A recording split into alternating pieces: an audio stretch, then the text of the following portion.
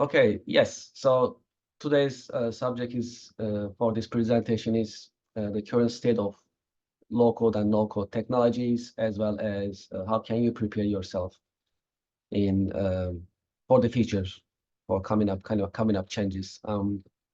And I'll start with about our organization a little bit, just to introduce ourselves. As Professor Meng mentioned, I'm a managing partner of American WorkFlows company. That is a New York-based software publishing company. We are New York-based and we are active globally.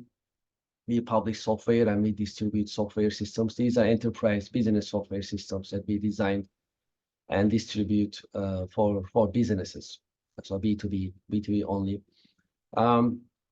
And what we do is basically we help organizations digitize and automate their business processes.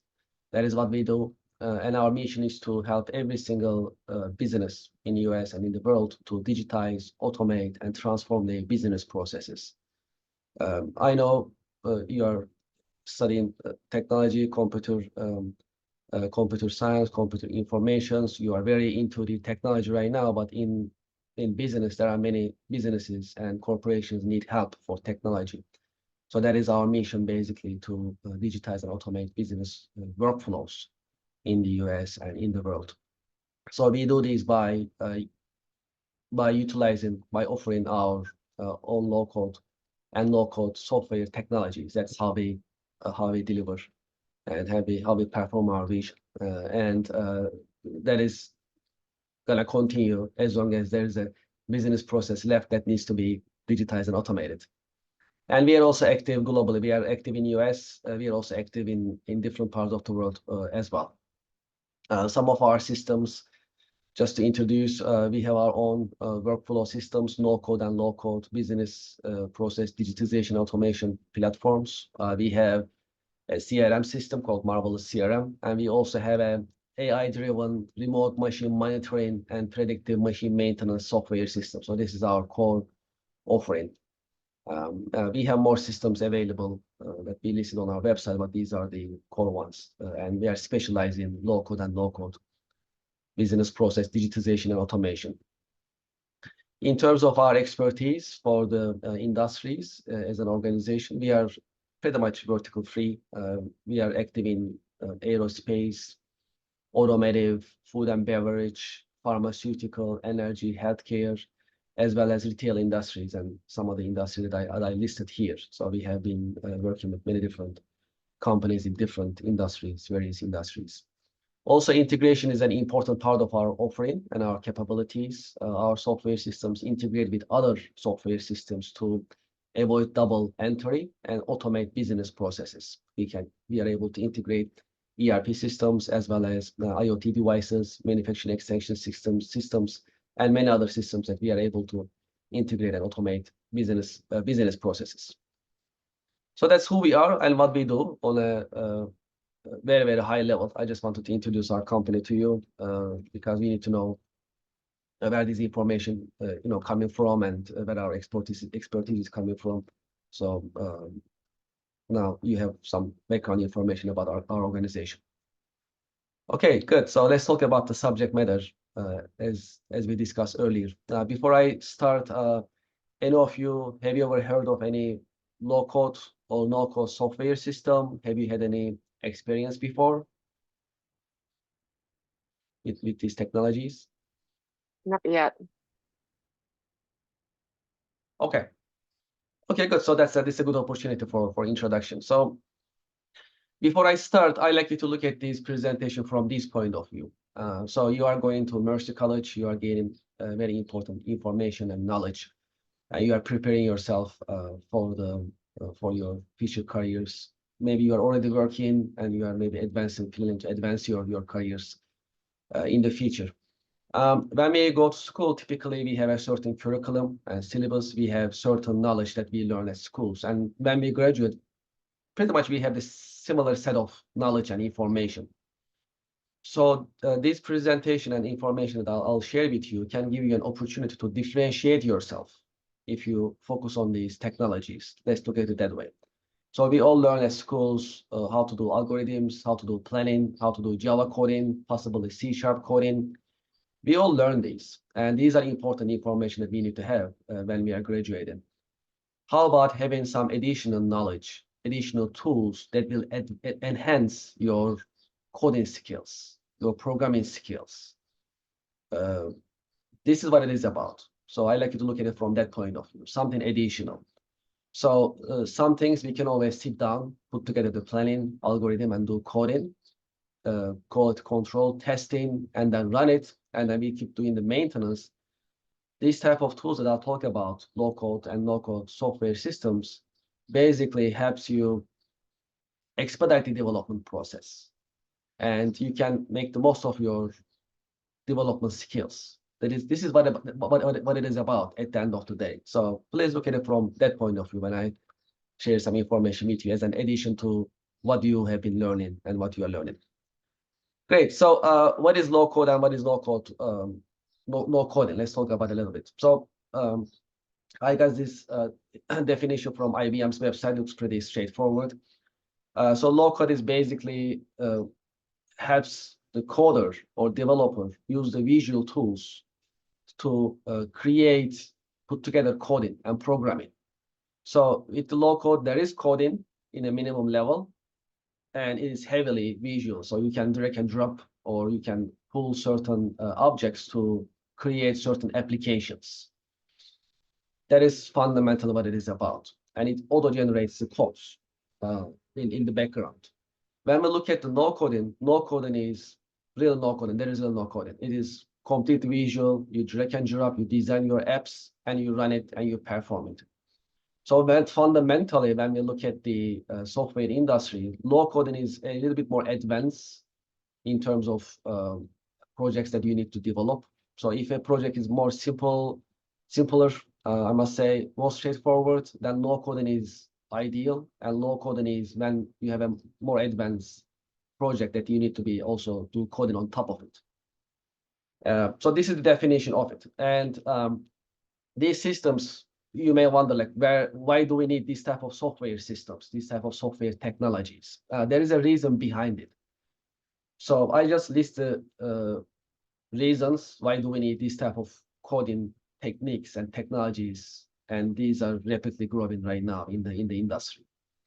So first of all, in business, any type of business, whether that's manufacturing, professional services, financial services, you name it, there is a workforce challenge. So it is hard to find talent, hard to retain talent.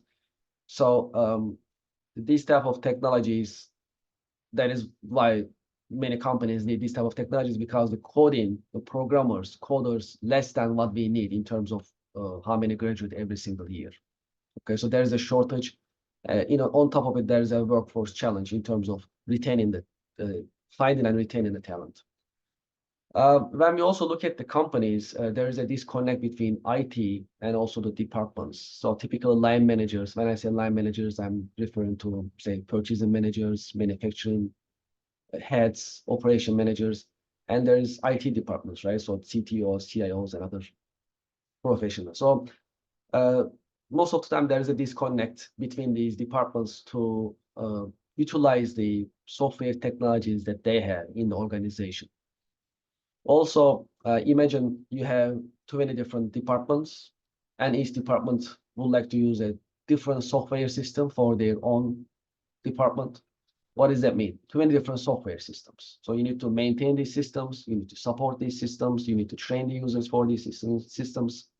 So we are talking about 20 different systems. So this increase the number of software systems, and the cost of maintenance is another reason for the need of the low code and no code software technologies. Also, when you look at the business world in general, there are management systems in place to push continuous improvement, such as ISO 9001, good manufacturing practices, BRC, and so on. So these type of quality management and management system philosophies push companies for continuous improvement. So you need to do better every single day. Also, something like Kaizen, for example, right? So we need to improve every single day in terms of how we operate. When we do the when we perform our job, and when we find a better way to do it, we need to improve our business processes, and these improvements reflects on the software as well, because you have a certain way of performing your task. If you find a different way, which may be a better way, then this way of doing your job, let's say doing a market research, or let's say doing a coding, or let's say QA or testing for the software, for example, you find a better way, you improve it. There needs to be reflect on your records, your documents, right? Your reports, as well as your software systems. These continuous improvements, and imagine you have, as I mentioned earlier, 20 different software systems. It gets more and more difficult to update, make changes, and make developments in different software systems in an organization. It is not impossible. It is just hard to do, and it's very costly and not practical for many organizations, because they have different systems in the organization, different software systems. Also, sometimes when you go to a company, you see they have a software system in a department, say, let's say manufacturing department. They use a software, but software is pretty old. Either they didn't get the maintenance package, or the software maker is not in business anymore, right? So you have a software that is legacy, that's very old, with underlying old technologies, and it doesn't sometimes offer the scaling options. Maybe you are growing, maybe you are branching out, maybe you are opening up new branches, new factories, new plants, new offices. So you have more employees and more scale in your business. Sometimes these package software systems, maybe a legacy system, doesn't offer the scale up, and you cannot grow on that software system, and it's a problem, and you need to change it. Same thing with these type of legacy systems is the integration issues. Sometimes you cannot integrate, that doesn't offer the integration options. You know, we talk about APIs and various integration methods in our industry, but if the software system is really old and doesn't have that option, then you are pretty much stuck with this old technology. And that's why business is looking for modern software systems such as low-code and no-code systems. So these are really practical reasons why companies are looking to use low-code and no-code software systems. So the next question is how low-code and low-code software systems can address these business challenges, right? So let's look at it one by one on a high level. We talk about workforce development. So if you have a hard time finding coders or programmers or software developers, and every time you change a team member, the documentation is not correct, it's hard to set the continuation of the coding and development, for example, of the project that you have in the organization. So if you have one platform, one system, no coding or minimum coding, that helps. On top of it, if you have, say, as I mentioned earlier, let's say you have 10 or 20 different software programs, software products in your company, you need to train your employees for every single product, right? So purchasing department use one type of product for purchasing purposes. They need to be trained anytime they have any team member, or the software is maintained, there are changes, you need to refresh the training. I need to do this for each department, for each software system that they use, right? How about having one platform, one low-code, no-code platform to digitize, automate, and run the operations, right? So in that sense, the no-coding and low-coding as a common platform helps address workforce challenges as well. That doesn't, eliminate the challenge completely, but internally you can manage that challenge with the help of these platforms having just one type of system, and training everyone for this one type of system, and having applications on this one type of system for every single department. Also, since everyone is using one platform now, right, as a local software technology, it is easier for IT to manage the request for any application development on it, as well as removing the disconnect between the departments, because now everyone speaks the same language. There is only one platform. It's a local, no-code business platform, and fundamentally everyone is on the same page, and they can communicate accordingly. And since you have one platform now, you don't have to maintain, and you don't have to pay for maintenance or customization of different software systems for different departments that you have in your organization. Also, since low-code and no-code systems are rapid, meaning it's a drag and drop, it's visual, it's pretty quick, actually. When you want to make a change in a workflow, in a rule, in a condition, it's a pretty much drag and drop instantly. Continuous improvement can be also supported with these type of systems easily. That's how it is designed. It's drag and drop, and you can make changes on your business forms and flows.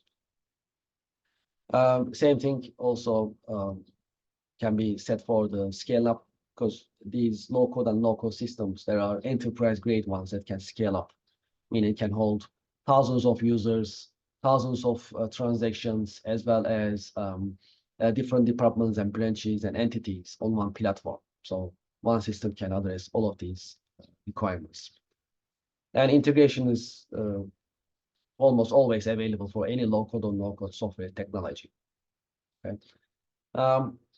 So when we look at the companies in general, businesses in general, every single business has a process, right? So when you, let's say, imagine, let's say you go to Amazon.com, and let's say you are a new customer, you need to sign up, right? It's a process. So you need to enter your name, your address, your phone number, your contact information.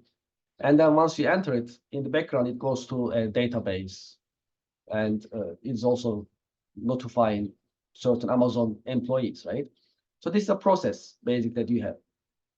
Each business process that you have has two parts: business form and business workflow. Business form is where you fill the information. Amazon, customer sign up page is a form, right? You fill up the information, the data. And then where this data goes, who's going to be notified, who's going to approve it, who's going to reject it, who's going to review it. This is the workflow underlying this process.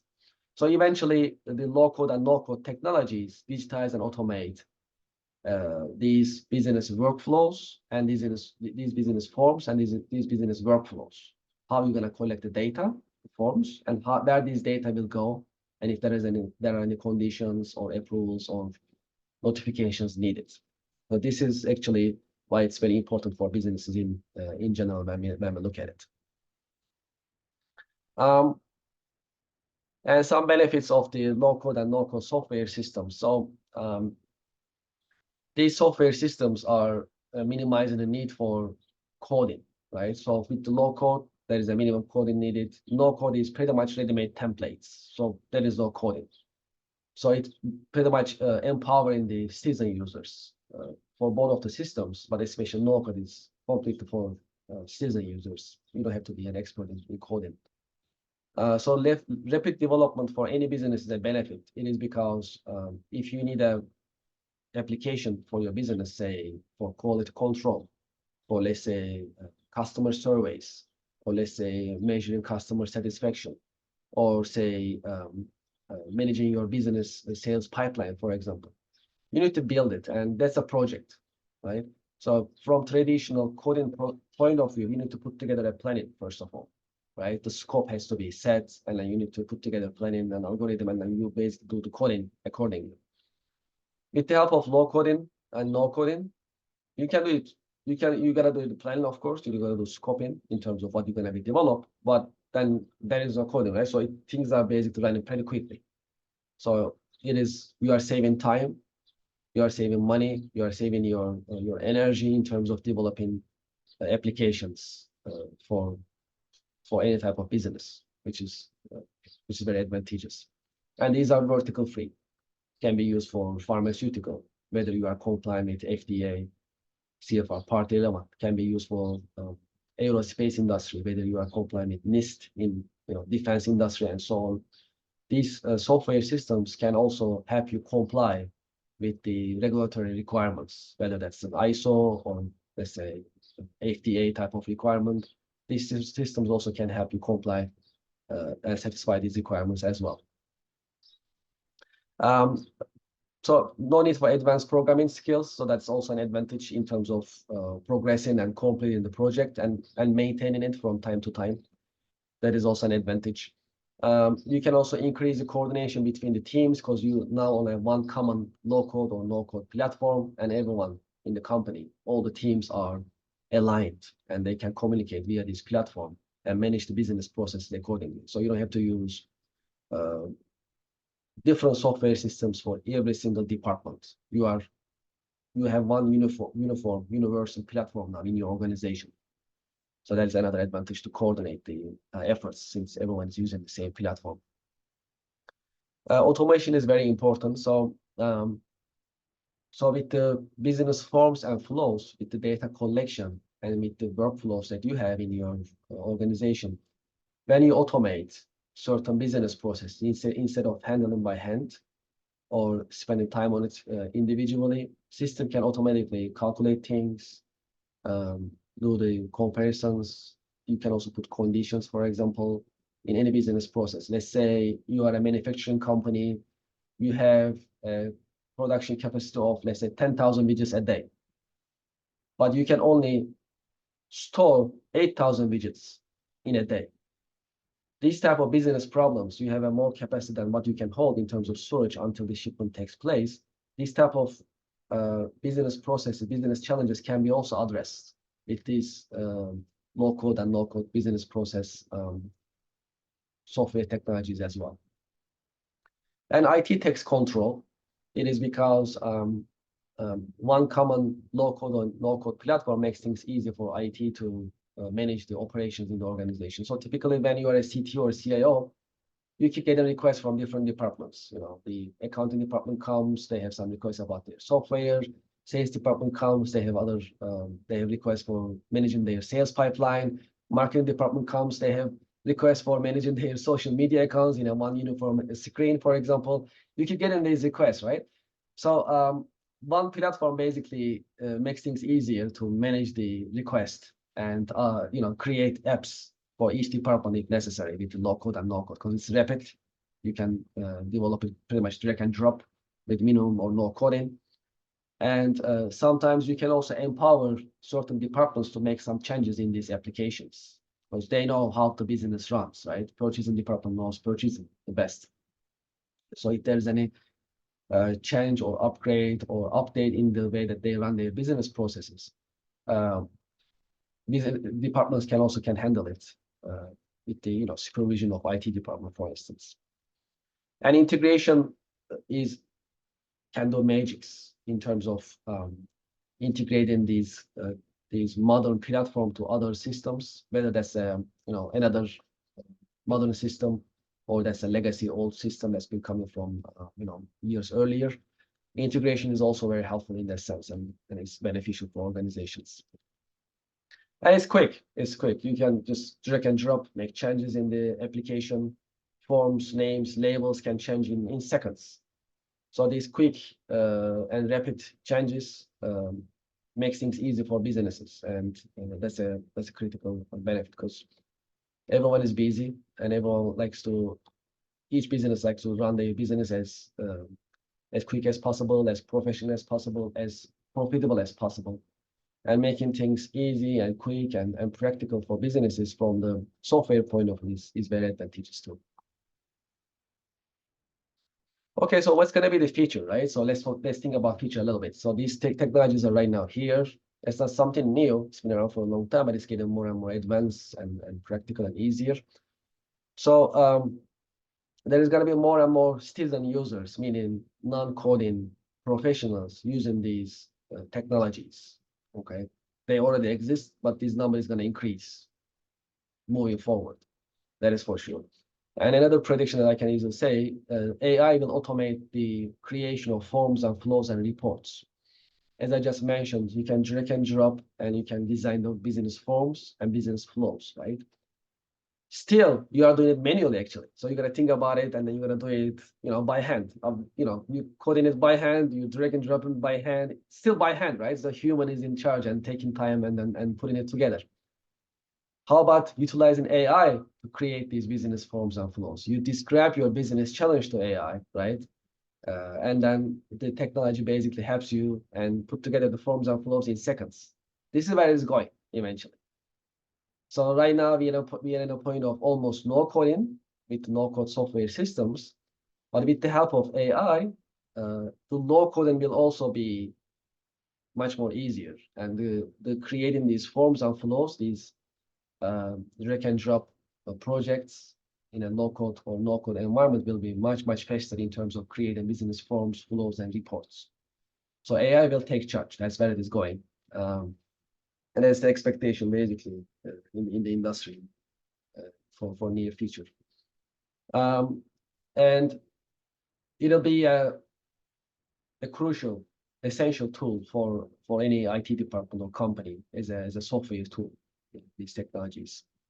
And more and more companies will embrace the low-code, no-code technologies, regardless of their size, whether you're a mid-sized company or an enterprise company.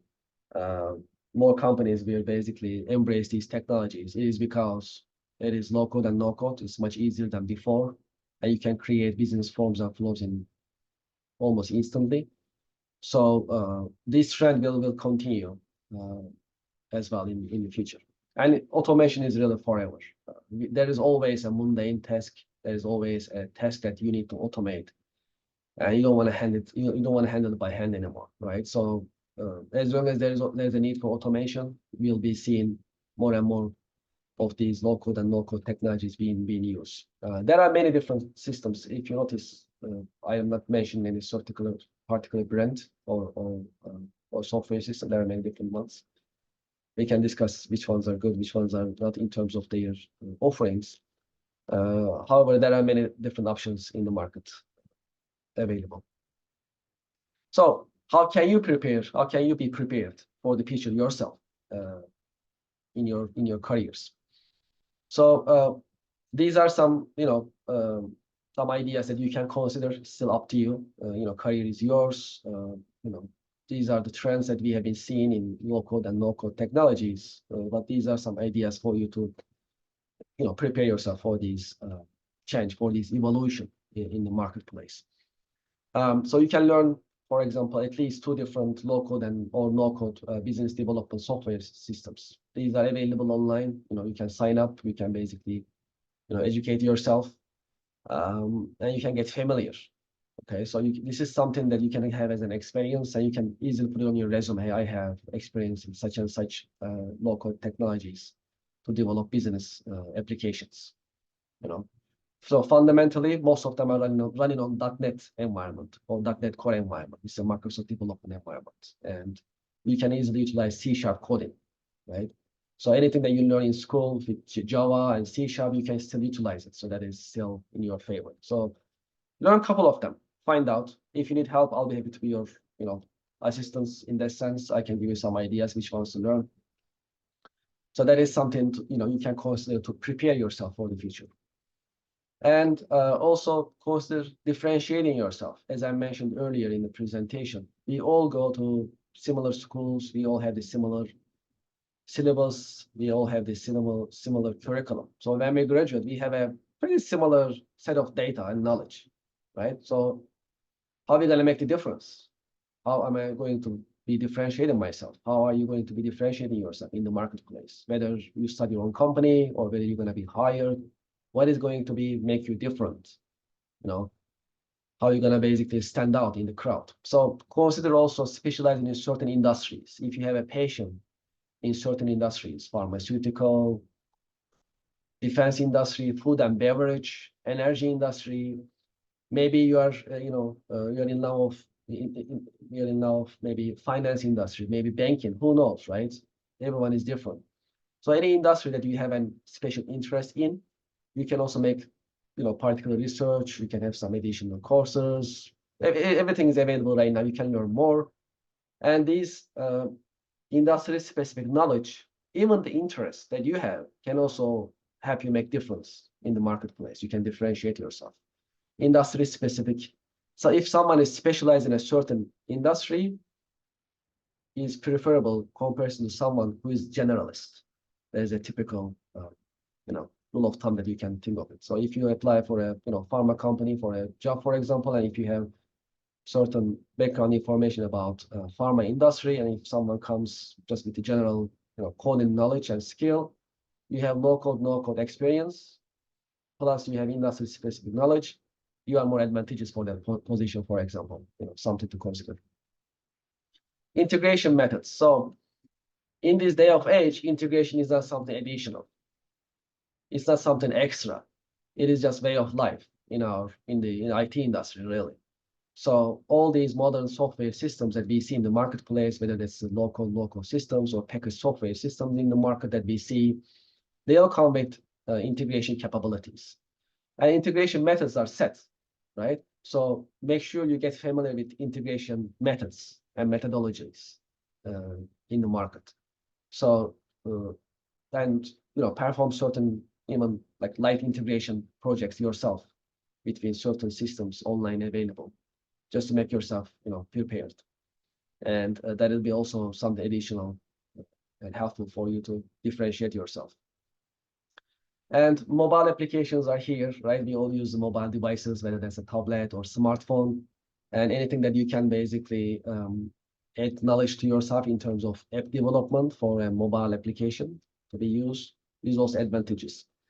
Keep in mind that any application that you build on a low-code or no-code business software technologies, they'll come also with the mobile app functionality. So any business form or flow that you put together in the low-code or no-code software system, that is also usable on a mobile device.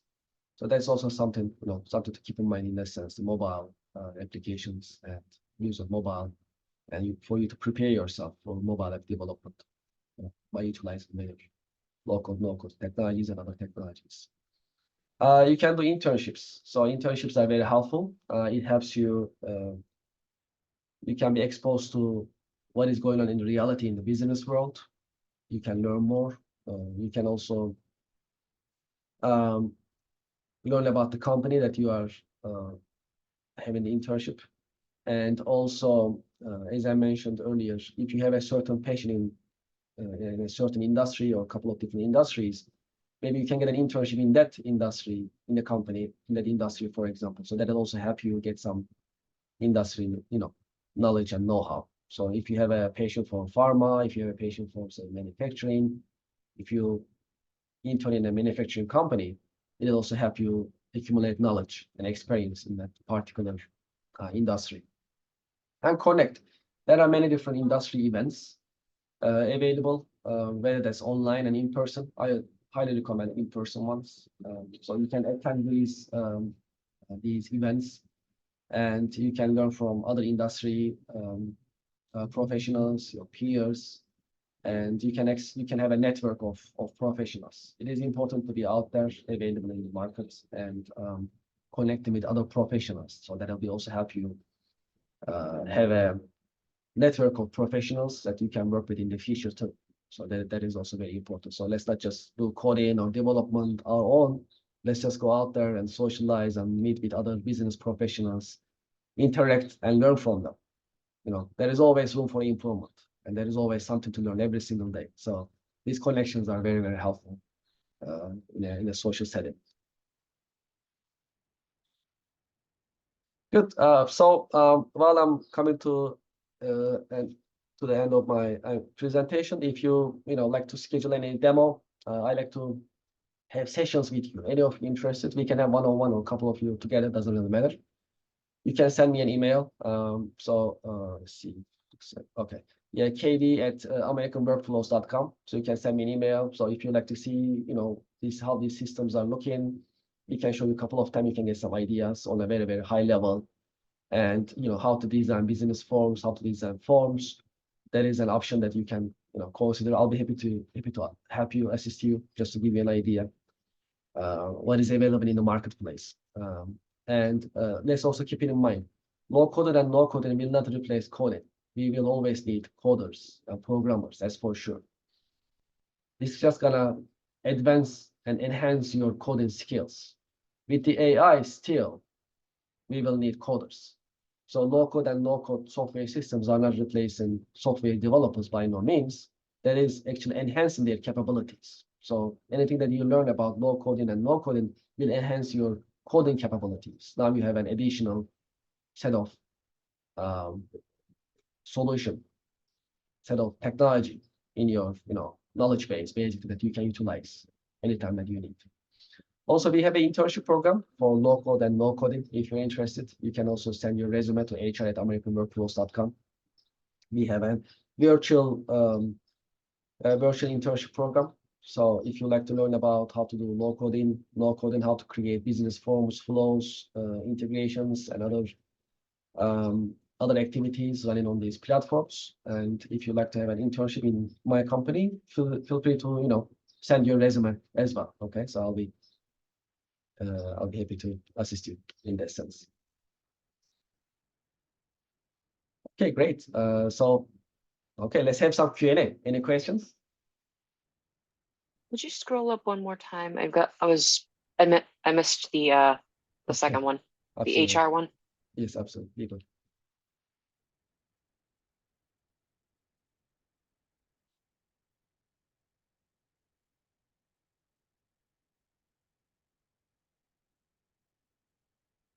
Thank you. My pleasure.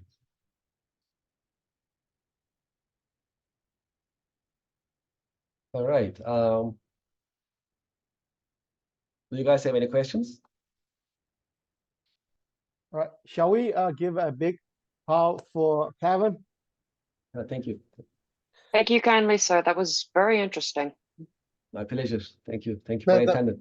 That is very interesting, Kevin. And also a lot of technology and stuff to learn about. Yes, absolutely. Absolutely. And based on what you learn at Mercy University, for you to learn this is it's going to be very, very smooth, very easy. I can tell you that, because you learn the fundamentals, you learn the very important knowledge, what you need to have at Mercy University. So that's a pretty good add-on to what you are already learning. Yeah, I can see that, and I can tell. Any questions for the speaker? So the demo of the technology you're talking about, this would be a low code, no code example of how to actually utilize this in the workforce then? Yes, correct. Correct. It's just introductory. You can have a 15, 20 minutes review with me or with one of my colleagues, and you can get an idea. Absolutely. And you can ask questions as well. For our interns, we also offer our demo system, so they can also put their hands on the system and then develop some applications. For the demo, it is 15 to 20 minutes.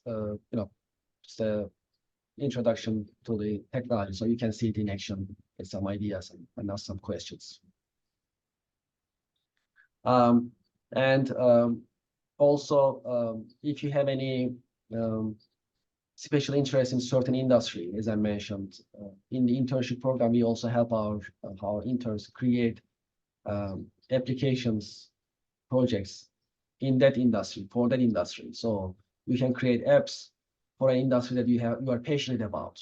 You are passionate about education industry, or you are passionate about manufacturing, food and beverage, things like that. If you're in a food and beverage, for example, you can put together customer surveys, you can put together quality control forms, applications.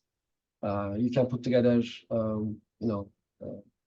delivery documentation digitally, for example, things like that. Anything that may be realistically needed for any food and beverage company can put together on these applications, for example, on these platforms, for example, in a form of application. Kevin, both the demo and the internship can be done remotely, or yes, have to come? Everything is Zoom. Okay. Everything is Zoom. Yeah. So we used to have these at our offices before COVID. I mean, as we all know, COVID changed everything. And then during COVID, we switched to Zoom for internships, and it stayed that way. And it works very well so far. So everything is via Zoom, works very well. We can see the attendance, we can have a conversation, we can share screen.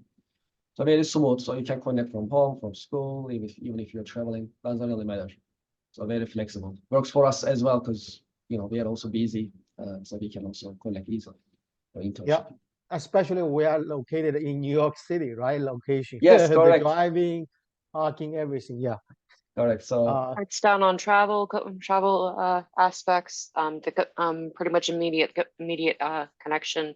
No need to set up except for just turning on computers. outputting the app, just that, and even the chat function would automatically like provide the minutes for any meetings, since everybody would be able to input any questions they have, and anything particularly important they can just also type in the chat and have that printed out for later records. So Any questions, comments? Well, yeah, one of the questions that I get in these type of presentations while our audience are thinking about it is, so they typically ask about like what is underlying technologies and what type of language is being used for coding in the low-code settings, for example. So most of these technologies are running on a .NET environment. So .NET is a Microsoft development technology, as I mentioned earlier. So that's Windows dependent. So the new version of it is called .NET Core. That is still Microsoft supported development environment. However, that is operating system free. So there is no dependency for Windows anymore. These systems also runs with Linux, iOS, for example. So Windows 2, of course, but you don't have to use Windows anymore, right? So with the .NET Core, the system also runs on a Windows independent system environment as well. That is also very advantageous. So the tendency is going towards cloud, as we all know. So the traditional low-code systems, they have something installed on a local, typically, right? So with the new generation of low-code, no-code systems, nothing is installed locally. Everything is on cloud, and you can access easily these development tools, and you can have the front end for the end user, whether via the website or the username, login and password, easily. And the coding typically is C#, as we know, in a .NET environment. That is what we see. Java is also being used, we've seen.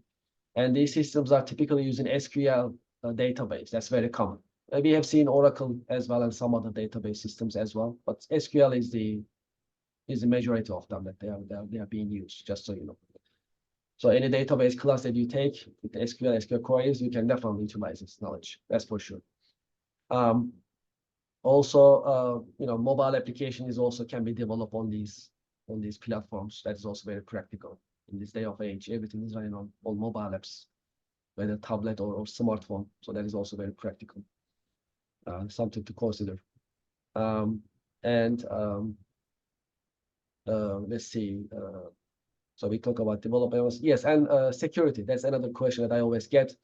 So these systems are basically, some of them are only offered as SaaS, meaning it cannot be installed somewhere else, runs only on cloud. This is one model.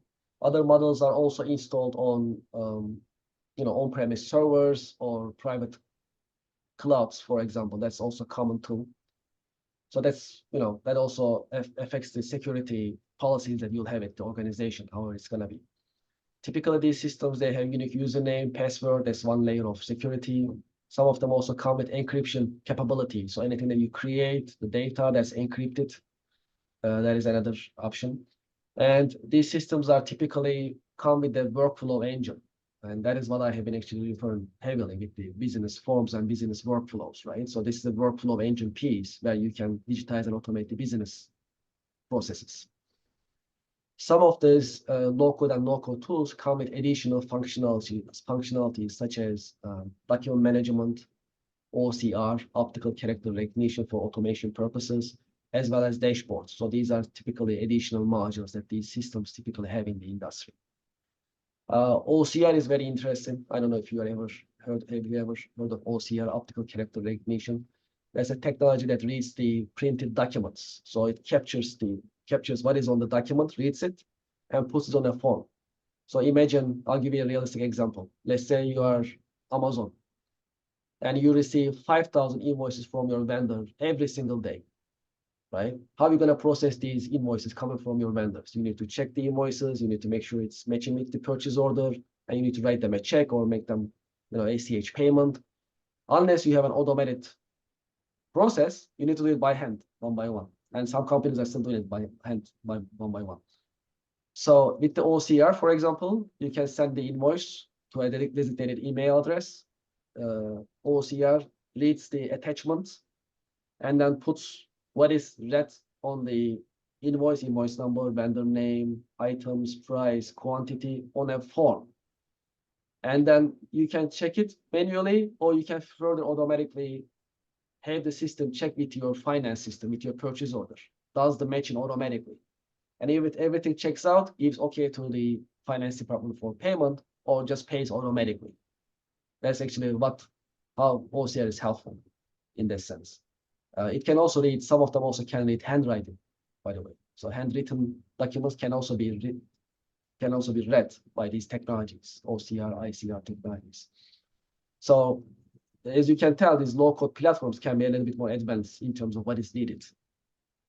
And security is an important part of it with the encryption, username, password, automatic sign-off, and also keeping the logs of the users. These are typical, security features that we see in the market.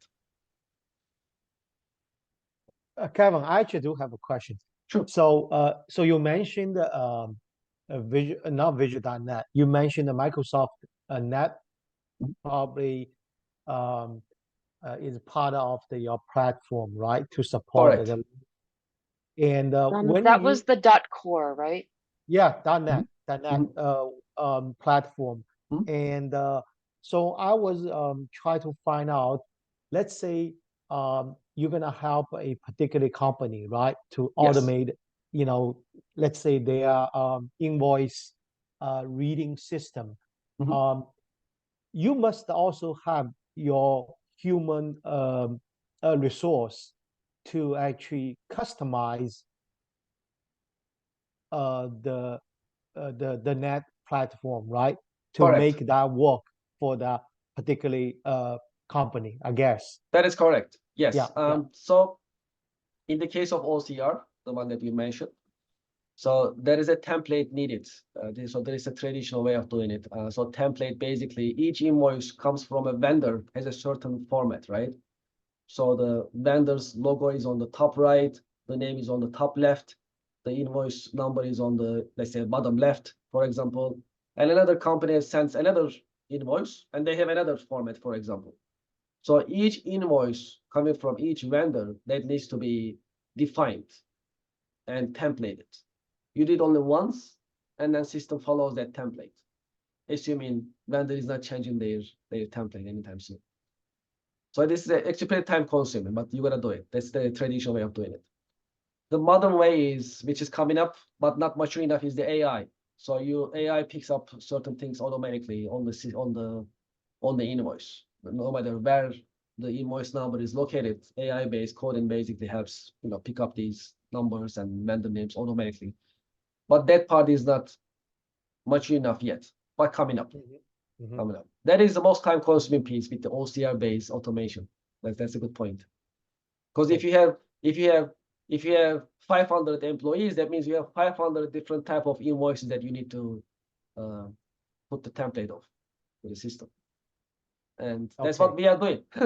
Yeah. One by one. One more question from me, really for my students. So let's say if they decided they will do the internship, and they will, of course, you will review their resume, and let's say they get accepted, and what exactly is the job responsibility for the internship student?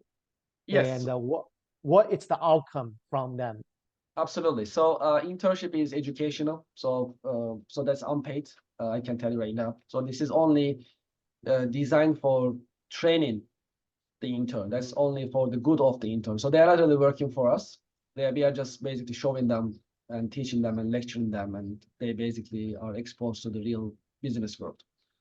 So what is in it is it starts with a lecture in terms of how things are running in general, and how the market is, and how the technology is in general.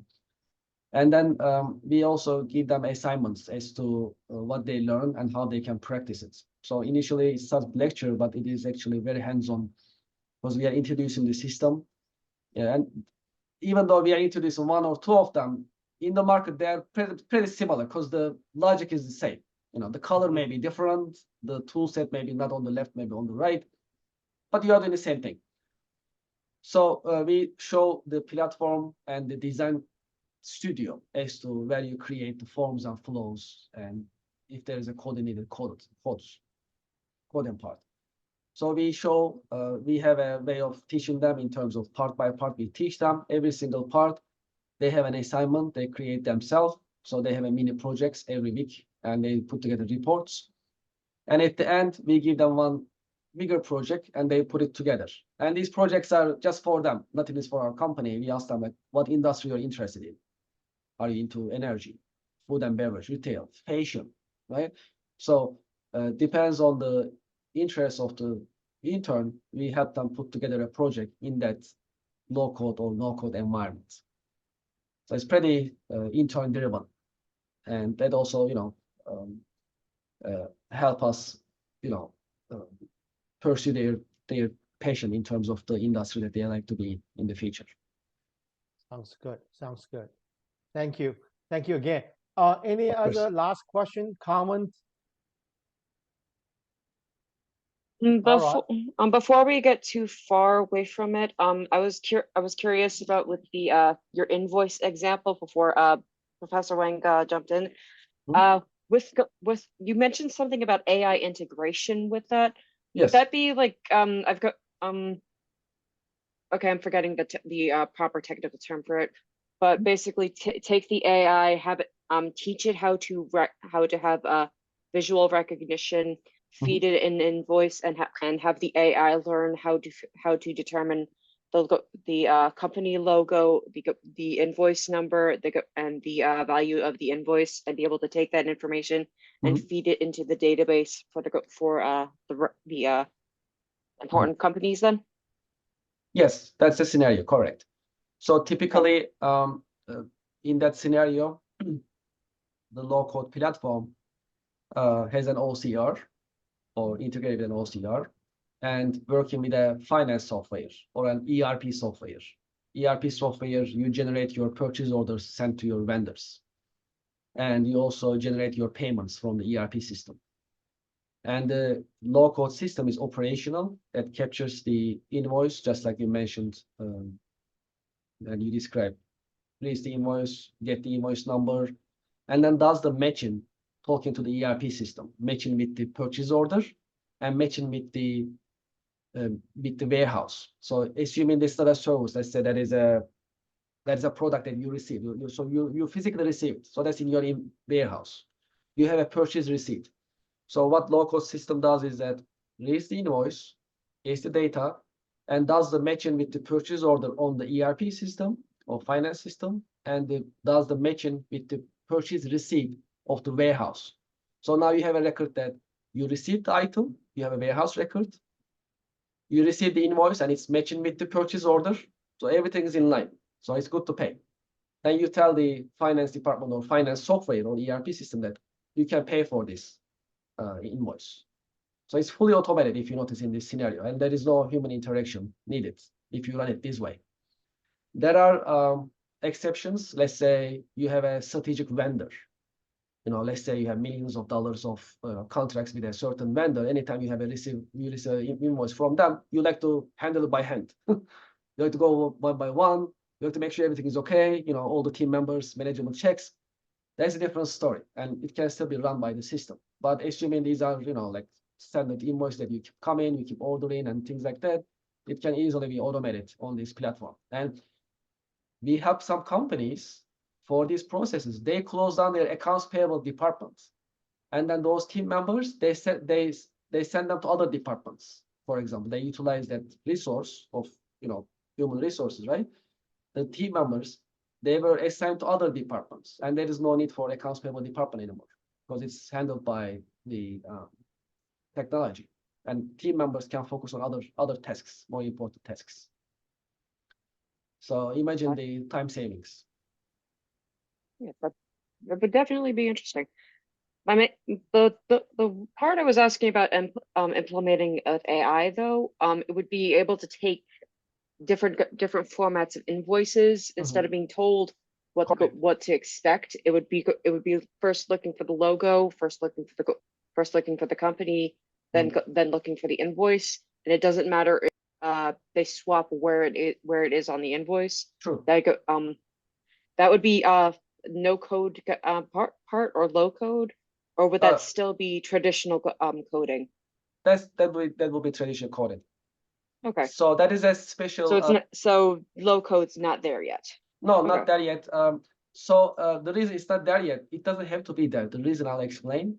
The OCR in software industry is a special category. It's a specialty. So there are companies in the market. They are OCR companies. Like there are, low code, no code companies. There are ERP companies. There are OCR companies. So low code doesn't have to be that necessarily because the OCR is an industry itself. That is why. So they need to work together in an integration. That is the idea, actually. And that makes that clears up one of my confusions, actually. Absolutely. So we all have to keep in mind in software industry there are categories, just like car industry, right? There are SUVs, there are cars, there are minivans, right? There are trucks. And when you look at these, there are electrical cars. So when you look at these right now, for example, some companies are really good at it, right? If you like to buy a truck, everyone still buys F-150. There is a reason behind it. They're good at it. They are known for it. That is it. So that's F-150. That's truck. Like this kind of like categories. There are similar categories in software industry as well. So it is hard to be everything for everybody, and it's pretty hard to be really, and almost impossible. So when we learn these software categories in the software industry, then all we need to think about from local point of view is just integration. That's why I was mentioning integration earlier. So as long as you have integration capabilities, you can integrate with anything. You don't have to create the technology. You use what is available. Just plug it into your low-code application, which is very practical. Okay, I think I cannot say enough thanks to our speaker.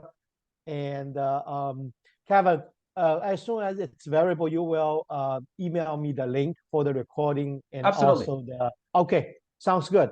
So let's give the speaker another big round, and let's Thank you. ending up with our workshop nicely. Thank you so much.